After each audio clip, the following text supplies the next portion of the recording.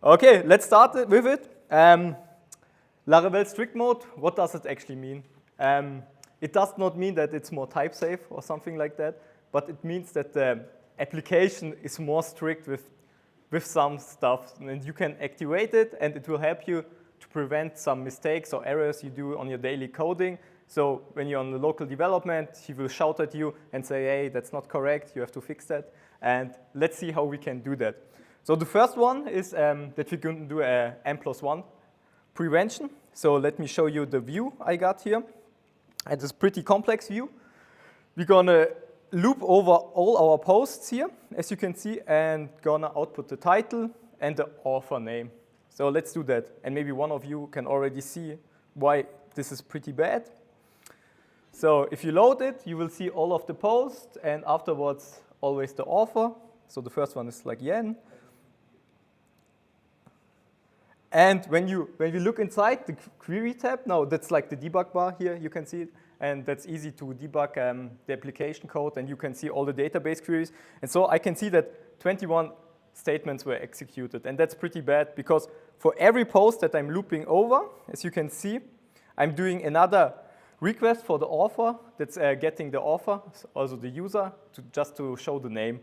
And that's pretty bad, and we're doing 21 requests, and we can actually reduce that to 2 requests. Let me show you how Laravel, our bro, is helping us with it. And, okay. My editor is frozen. That's perfect. Yeah, okay, that's easy. As you can see, we can use the prevent lazy loading method. And what it does, it tells us now that lazy loading is no longer available in our application. And if we run this, we get an exception that tells us attempted to lazy load author, but lazy loading is disabled. And the easy way to do it is to eager load everything. So if you go here, we can now just tell it with author and get. And the nice part is now we are eager loading our relation to the post. And with this, Laravel is no longer shouting at us, says, hey, you fixed it, well done, great job. And now when we look inside the debug bar, we can see that we reduced from 21 queries just to 2 queries, and that's pretty cool. And that's one way how Laravel can make our application more strict, let's say it like that. And yeah, that we can get better performance out of it. But now you say, Ruslan, that's pretty bad. When I'm on production, so let's simulate production. And I forgot, like somewhere I forgot to do the eager loading. And now I'm loading it, and it's on production, and now my page is returning 500 error. And that's pretty bad because we don't want that our application is gonna break if you do like if you don't do this performance fix. And the nice part about Laravel is it will help us out here as well. We just need to add here this tiny snippet. And don't worry, it's actually pretty easy because we tell Laravel that on production, as you can see in this line, that only on production we will handle the lazy loading violation from ourselves. And the only thing we are doing is that we are logging it on our log and just say, hey, something is wrong, so later someone can fix it. So most of the times we have an error tracking tool, like at Novo we are using Sentry, so we can send it to Sentry or maybe Flare or somewhere else. And if you run it again, you will see everything works fine again. And if you look here inside our logs, okay, let's scroll down. Yeah, you can see now that's the time, and it will tell you attempted to lazy load author, and we can even provide more information so that we find the code snippet much faster. And so on production, we have no problems with it, and everything works as intended. So let me delete the log. Okay. So far, any questions for lazy loading? Okay, let's go to the next one. This is like my best thing, what Laravel is helping us, is because sometimes you are using your model, like we have our user model here, we are fetching the first model, and afterwards we want to check, hey, is the user the admin? And if the user is the admin, we want to show a different view. Like here, we want to show a secret view that only the administration user can see. And the normal user should get the normal view. And now when we go to this route now and look what's actually happening, you will see that actually the normal view is rendered here. But the first user is actually an admin user, and we missed it because actually we did a typo here, and Laravel did not warn us about it. The admin attribute actually doesn't exist in our application. But the nice part is, if you go back to our app service provider, we can just enable it. And we can say, prevent that we are accessing some missing attributes, and then now Laravel got our back. We're going to run it, and now it's going to throw, again, an exception and tells us, hey, the attribute admin either does not exist or was not retrieved for the model. And that's pretty cool, because when we go back here, we can now just see, actually, it's called isAdmin, and isAdmin is actually an attribute that we are defined, that we are using, that comes from the database. And if we run it again, we can see now our pretty secret admin view. And yeah, that's only shown for the admin. Because with this, now you can't make some silly mistakes. Because if you do some gibberish here, foo test or whatever, you just do some random variable, Eloquent will always give us just null back. And that's a pretty bad behavior for our application. And that's a nice way how Laravel can actually say, hey, now is your application code more strict, and you can't just use some missing or unknown attributes. Okay, that's the second part how Laravel can help us if we activate it. Okay, let's move on to the next one. Or does anyone have questions for this? No? Okay, great. The next one is pretty, I hate it, let's say it like that, on some applications. But nice that Laravel is also helping us. So let's with Laravel, you can actually enable mass assignment protection. So for the default, there's always a mass assignment protection, and you have to enable every attribute that you want to update on your own. So let's get to an example. So we are fetching the first user again, and we are updating the name, email, and the isAdmin flag. Let's say we want to make it false. Let's go to this endpoint and make it false. But as you can see, it's always true. When we load it, it's true, true, true. So what's actually going on? Because when we change it here to Henning or something like that, the name is working. And yeah, it's changed to Henning. Incredible. What's actually happening?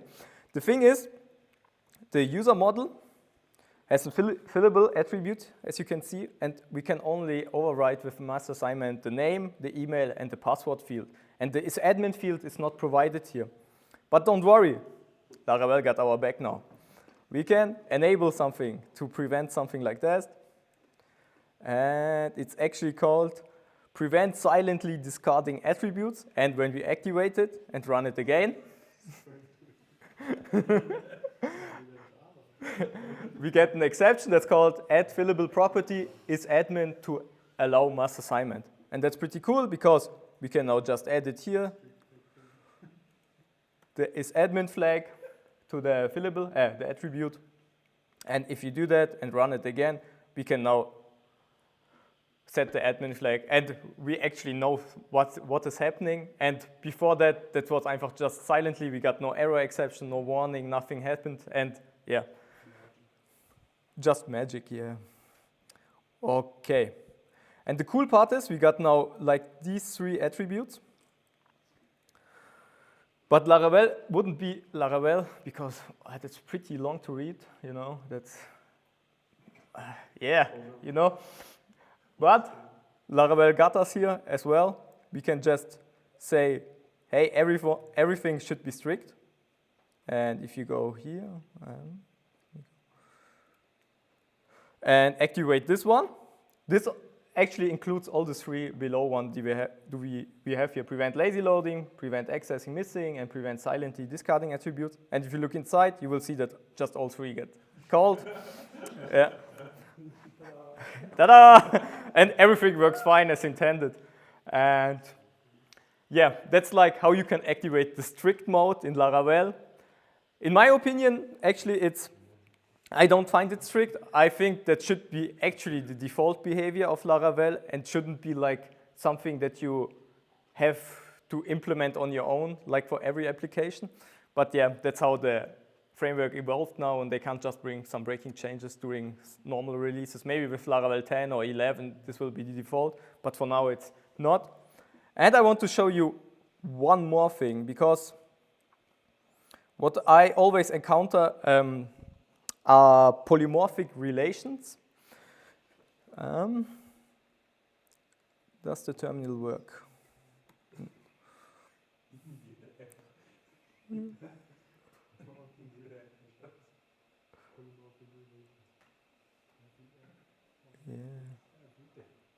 Yeah, let's run the migrations. Because I have like text table here. Oh, everything is slow. Yeah, the text table contains of 3 columns: the name, the taggable type, and the taggable ID.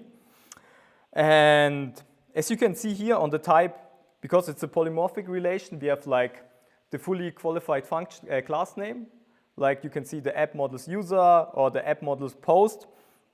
And there's like one problem. If you go like into your user model, and we someday gonna say, hey, we're gonna refactor everything here out and change the namespace now to like domain or something.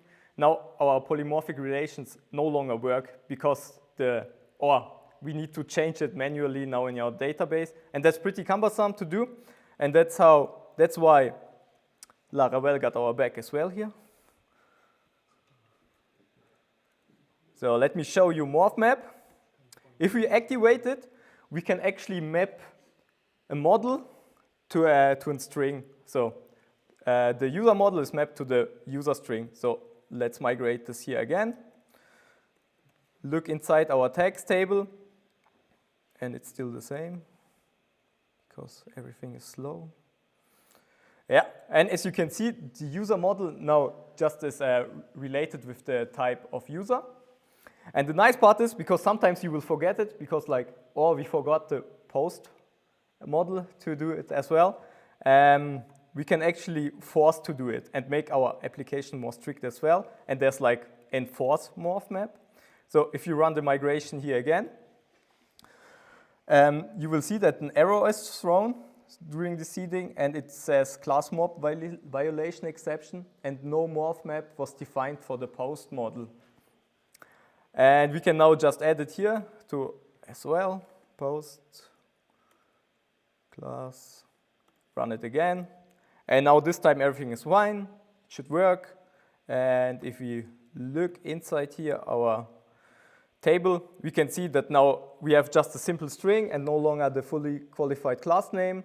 And we can just go and refactor our application however we like, and we don't need to worry that something is broken later, and that's pretty cool. And yeah, that's like everything I got today for you. And yeah, let's recap pretty fast before we move on to the next talk.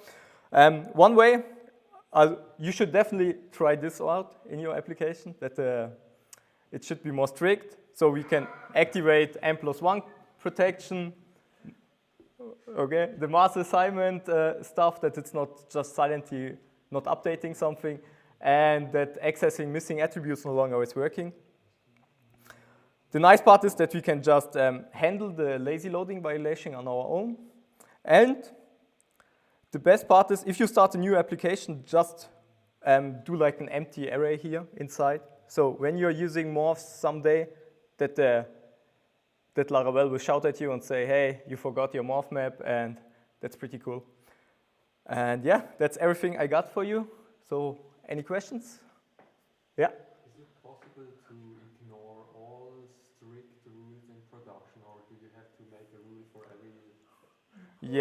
Yeah, you can just pass here like on production. You just go like this. And then you ignored everything, yeah. But for fresh application, I would recommend just go with that, because you're developing on your local machine, and the N+1 protection like does not break your application because it's handled here. And the other one they're actually pretty tricky because sometimes you don't have like a good test coverage or something like that, and then it's hard to miss a bug like this to prevent silently discarding attributes because you're changing a flag somewhere from true to false and you're not testing it. Oh, did it actually change in the database? And I would always keep this on, and like accessing the missing attribute should be also always on because because you always get then a null back and then you don't know, hey, what's actually happening, because these two are actually I'm actually surprised that PHP just doesn't like You have been around PHP. frequently. yeah. You have to enable like a null checking. It's weird.